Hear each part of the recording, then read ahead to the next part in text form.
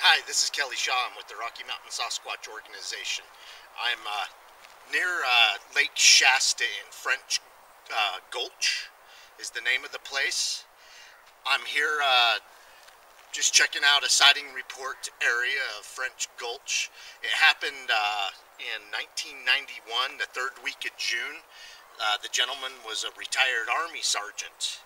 He had taken his kid camping in the area for a few days. It's a childhood memory type place. In the 60s, this kid's parents and grandparents, or this guy's grandparents and parents used to take him camping in the Mount Shasta and French Gulch area. And one of the things that he used to do when he would come camping in this area is they would collect the giant foot-sized pine cones. And I'm going to show you a few of the giant pine cones in the area. I mean, these two are pretty good, but the ones he's after are these big old foot-long ones.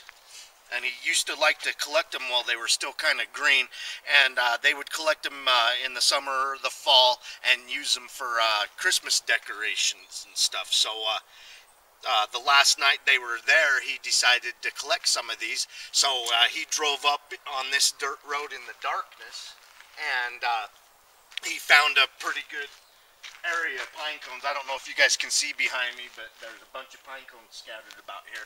Well, his 7-year-old son had fallen asleep, so he backed his truck up to make it easy to load the pine cones, and just as he started loading the pine cones, he heard up on the hillside, he heard something stomping around, and he was like, God, that sounds like it's stomping around on two legs.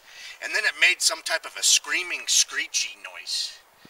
And you know, he kind of, even though he thought it had 2 feet, he thought it was probably an elk up there stomping around. And then after it vocalized, he knew it was no elk he had ever heard.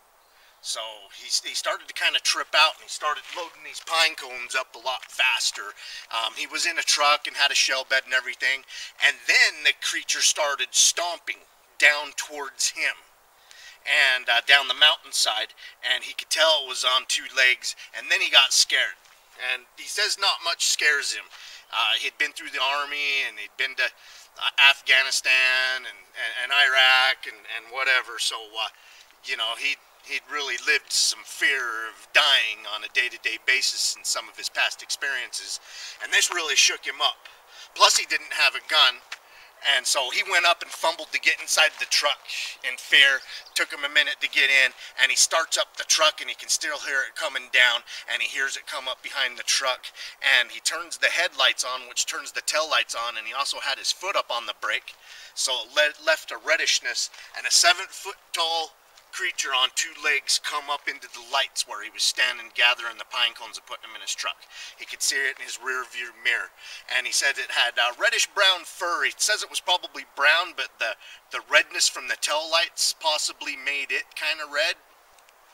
And he could only see the creature from like the mouth down, so he didn't see the eye reflections, but he says its hands hung practically down to its knees, and then he slammed the gas on the truck and and shoved it into gear.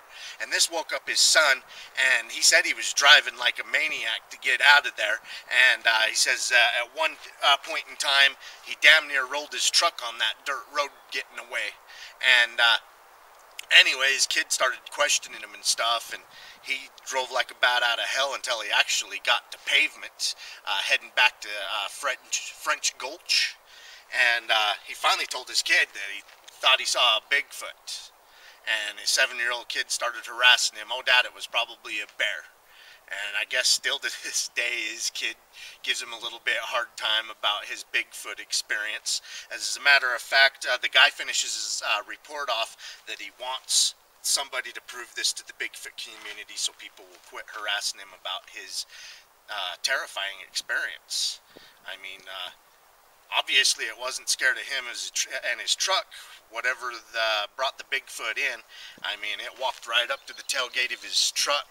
I mean, you can't see very far back with your tail lights and stuff unless you have it in reverse. So it was really close to his truck, so no telling what it would have done if he was still there.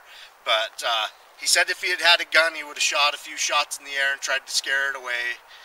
He didn't have one, so he got out of there. Great story. I don't know whether these stories that I tell you guys, these sighting reports, are true or false, but I love to go into areas that have a lot of them. I think when you got 8 to 10 witnesses in the same general area, they're not all lying. As a matter of fact, probably most of them are telling the truth. I mean, I'm in the Mount Shasta area of California, Bigfoot hotspot. I'm going to go to some more Bigfoot locations, and I will upload those for you too. Have a great weekend.